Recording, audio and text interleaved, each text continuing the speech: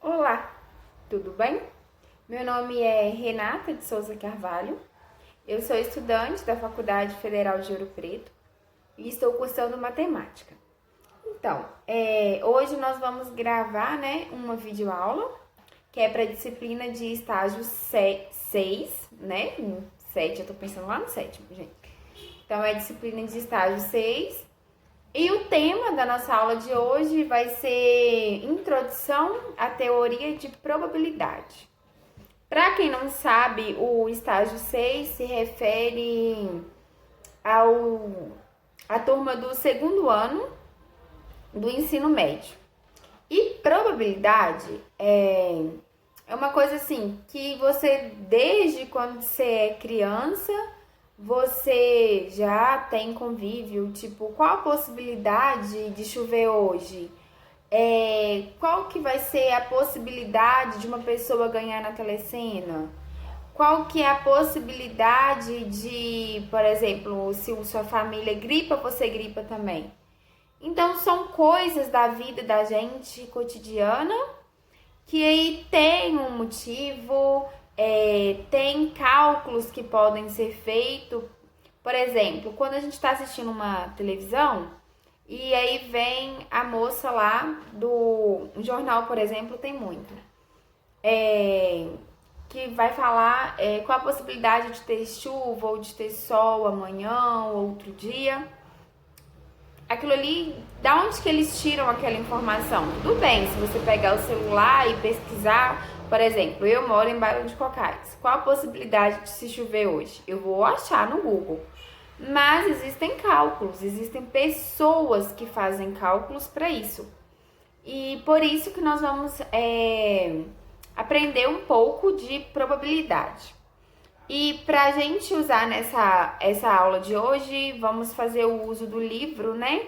Do segundo ano, que é o livro, vai ser disponibilizado também em PDF.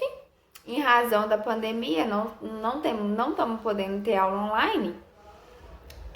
Aula online não estamos podendo ter aula presencial. E por isso, né, a gente tá gravando essas videoaulas, que é uma forma que da educação ela continuar, né, da continuidade. E para isso a gente vai fazer o uso do livro Padrões e Relações do Ensino Médio de Matemática, do volume 2, né, que é para o segundo ano. E o capítulo vai ser o capítulo 17. Vai ser disponibilizado aqui o PDF, né? Vai aparecer como imagem. E no fundo, somente minha voz. E depois também, posteriormente de uma explicação, vamos fazer na prática, usando duas moedas, para a gente fazer qual que vai ser a probabilidade, calcular alguma probabilidade. Então vamos lá, a partir de agora vai ser exibidos os slides. Introdução à teoria das probabilidades. Capítulo 17, página 238. Qual é o meio de transporte mais seguro, automóvel ou avião? Essa não é uma pergunta simples de ser respondida. As empresas que trabalham com seguros, com base em dados coletados a respeito dos acidentes acontecidos, podem responder melhor a esse tipo de questão. Estatisticamente, chegam à conclusão daquele que provavelmente seria o tipo de transporte mais seguro, provavelmente, pois não há certeza do que pode acontecer. Há um ramo da matemática denominado teoria das probabilidades, que estuda os experimentos ou fenômenos aleatórios. Esses fenômenos, quando repetidos sob as mesmas condições, produzem resultados geralmente diferentes. Por isso, são denominados aleatórios. Ideias iniciais.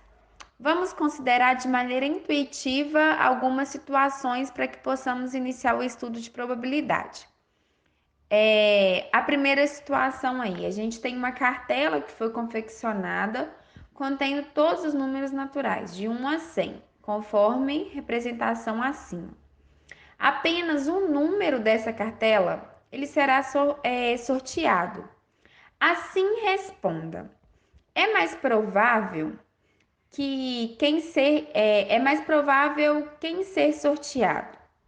Marta, que escolheu um número par, ou Lucas, que escolheu um número ímpar? Suponhamos que você apostou com um colega que o resultado desse sorteio será um número múltiplo de 3. Seu colega disse que será um número múltiplo de 5.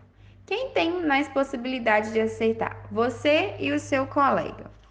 Vamos passar essa parte dos comentários, porque senão fica uma coisa bem extensa. E eu vou fazer aqui com vocês para a gente estar respondendo aí essas perguntas. Então vamos lá. Essa é a primeira situação que a gente tem. A gente tem uma cartela, né? Contendo, né, 100 números naturais de 1 a 100. E aí vem aqui a primeira pergunta aqui. É mais provável quem ser sorteado? Marta, que escolheu o número par, ou Lucas, que escolheu o número ímpar? Vamos lá. A gente tem aqui, olha, um total de 100 números, ok? Então, a Marta, ela escolheu o número par e o Lucas escolheu o número ímpar. Podemos perceber aqui, olha, que nessa primeira coluna aqui, olha, do 1 ao 91, são só números ímpares, não são?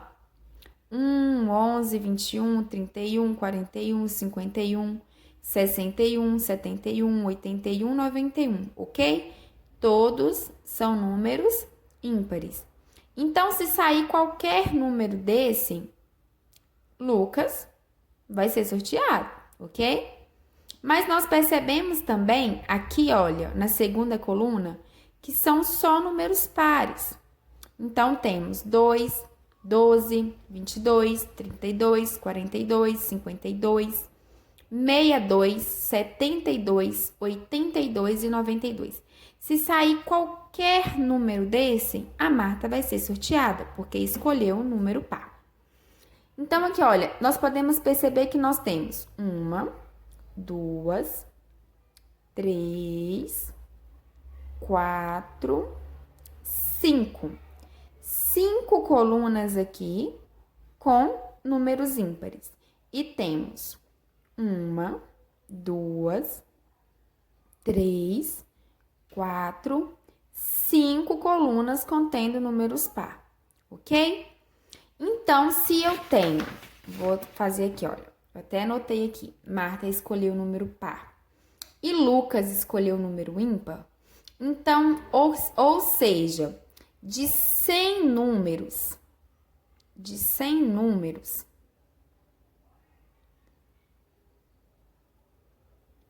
50% deles é par e 50% é ímpar. Então, respondendo a primeira pergunta, é mais provável quem ser sorteado? Marta, que escolheu o número par, ou Lucas, que escolheu o número ímpar? Para essa primeira pergunta, tanto faz.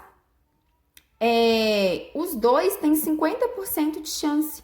Então, a chance de Marta ser sorteada e Lucas ser sorteado é a mesma, pois contém 50% desses números aqui é par e 50% é ímpar, ok? E aqui a gente tem também aqui, olha, suponhamos que você apostou com um colega que o resultado desse sorteio será um número múltiplo de 3.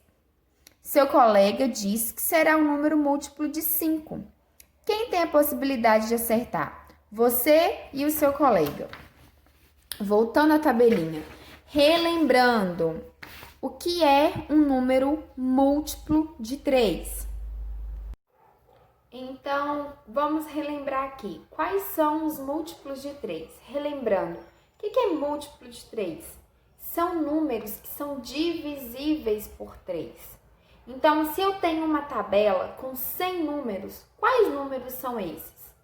3, 6, 9, 12, 15 e aí por diante, até chegar ao total de 100. Lembrando que 100 não é um número divisível por 3. O último número divisível por 3 dessa tabela é o número 99, ok? E aí a gente também tem os números múltiplos de 5. O que é múltiplos de 5?